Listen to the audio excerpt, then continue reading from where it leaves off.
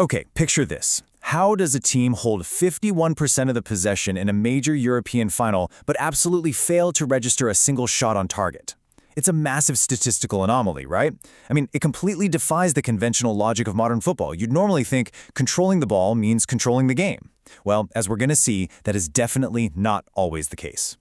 And here is an even bigger question for you. What was the exact single tactical switch that secured a historic 5th Europa League title for one mastermind manager? We've fed the raw match data, the player tracking metrics, and the heat maps right into our AI system. We've literally read this match line by line, and guys, we have cracked the code behind this unbelievable victory.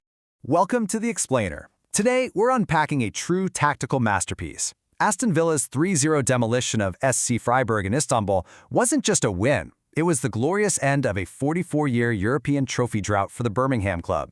But make no mistake, this dominant 3-0 scoreline wasn't just about passion or grit or getting lucky on the night.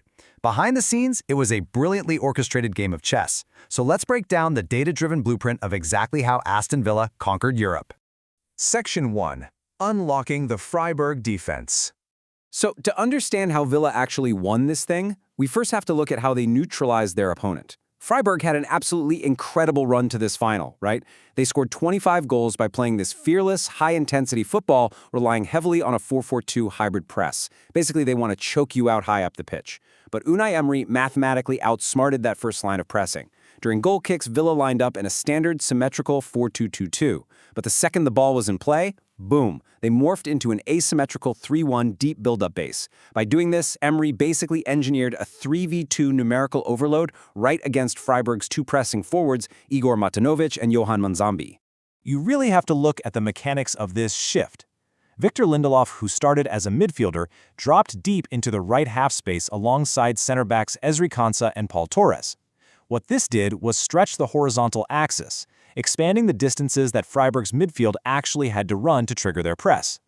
Because Lindelof completely secured that space, Villa's fullbacks Matty Cash and Lucas Digne could push incredibly high up the pitch. This movement essentially pinned Freiburg's most dangerous wide men, Vincenzo Grifo and Jan-Nicolas Beste, deep in their own half. Plus, with Freiburg missing their main creative spark, Yuito Suzuki, to a collarbone injury, they had literally no outlet. Villa's structure ripped open the vertical channels, completely bypassing the German side's midfield. But hey, tactical superiority doesn't mean a thing without execution, right? And Villa executed flawlessly, especially on set pieces. Just take the 41st minute opening goal. It was literally a play straight out of a basketball playbook. Here's how it went down. Step 1. Lucas Digne plays a quick short corner to Morgan Rogers. Step 2. Emiliano Buendia makes a rapid decoy run, dragging two defenders right out of the picture. Step 3. Lindelof, Torres, and Konsa form a literal physical screen inside the 6-yard box, totally blocking 4 Freiburg defenders. This leaves a massive, glaring pocket of space at the top of the 18-yard box. Step 4. Rogers chips it perfectly to that exact spot, and Yuri Tielemans arrives to smash home an absolute rocket of a volley. 1-0. A total training ground masterpiece. Section 2. The ultimate chess master. You just don't execute a complex game plan like this without an absolute genius on the touchline. Heading into this final, Villa was staring down a severe midfield injury crisis. Boubacar Kamara was out for the season, and Amadou Onana was carrying a calf injury. So what was Emery's solution? He trusted Victor Lindelof, a center-back by trade, remember, to anchor the midfield double pivot alongside Tielemans. It was a massive gamble on the biggest stage imaginable, but it was completely transformative. Lindelof's composure and defensive instincts basically provided the ultimate safety net, allowing the attacking players the absolute freedom to flourish. And man, did they flourish. The standout individual performances were off the charts. Morgan Rogers was an absolute menace out there, logging a goal, an assist, and proving incredibly lethal in those rapid transitions. Then you have Emiliano Buendia, the ultimate creative force, who recorded a jaw-dropping 8.3 match rating with a goal, an assist, and 4 key passes. That includes his spectacular curling effort right before halftime to make it 2-0. But here's the craziest part. The raw data only tells half the story. Goalkeeper Emiliano Martinez kept a clean sheet and initiated multiple attacks with his pinpoint distribution while playing the entire match with a fractured finger. He literally suffered it in the warm-up.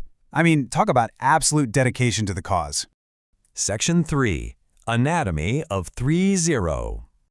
Now, what's really fascinating here is that the pure numbers of this match tell a completely different story than what your eyes might assume. Going into halftime up 2-0, Emery flipped the script entirely. In the first half, Villa totally dominated the ball, but in the second half, they intentionally gave it away. The final possession split ended up being SC Freiburg 51%, Aston Villa 49%. Villa strategically shifted into a compact 4-4-2 low block. They conceded possession, sure, but they maintained absolute control. They basically invited Freiburg's fullbacks to push way up the pitch, deliberately creating these vast oceans of space behind them for counterattacks. And that specific trap directly led to Rodgers tapping in the third goal in the 58th minute. Just look at the glaring statistical differences here. Despite having the majority of the ball, Freiburg generated a miserable 0.22 expected goals. Aston Villa generated 2.08. Freiburg had absolutely 0 shots on target. Villa had 6, and touches in the opposition box, 32 for Villa and just 12 for Freiburg.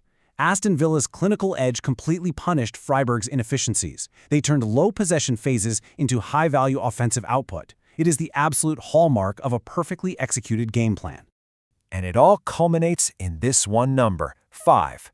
This victory marks a record-breaking 5th Europa League title for Unai Emery, firmly cementing his legacy as the undisputed king of this competition.